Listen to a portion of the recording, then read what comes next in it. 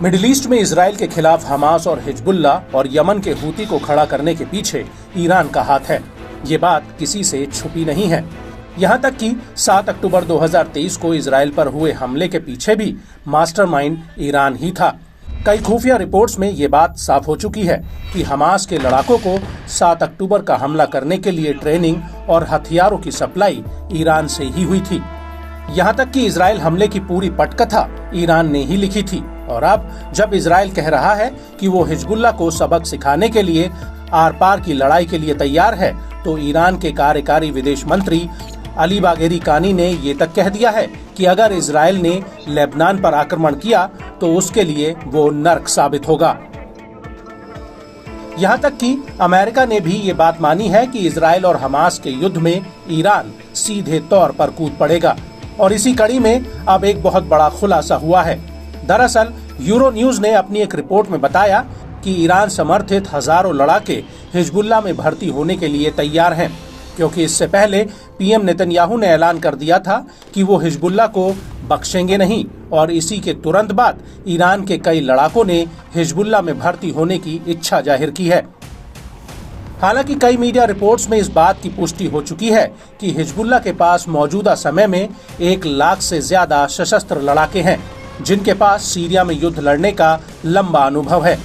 इसके अलावा गोला बारूद के मामले में हिजबुल्लाह के पास 1,20,000 से 2 लाख तक मिसाइलें हैं। और एक रिसर्च में ये बात भी सामने आई है कि हिजबुल्लाह एक दिन में इजराइल के ऊपर 3,000 मिसाइलें फायर कर सकता है। ऐसा वो लगातार 4 हफ्तों तक कर सकता है।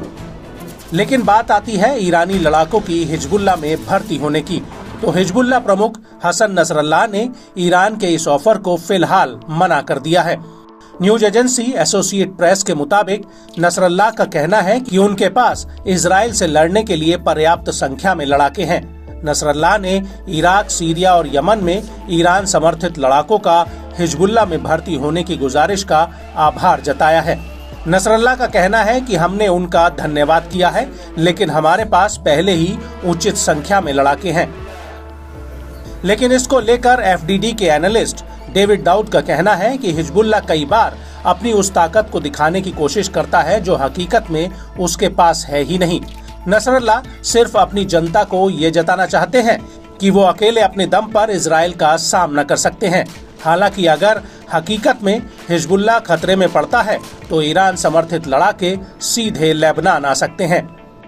और इसी को लेकर 23 जून 2024 को United States joint chief of staff के chairman general Charles Q Brown ने चेतावनी दी है कि इजराइल हिजबुल्लाह के युद्ध में ईरान सीधे हस्तक्षेप कर सकता है।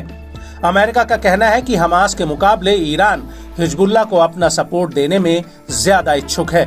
और यही वजह है कि अमेरिका बार बार इजराइल को हिजबुल्लाह के साथ जंग में जाने से रोक रहा है।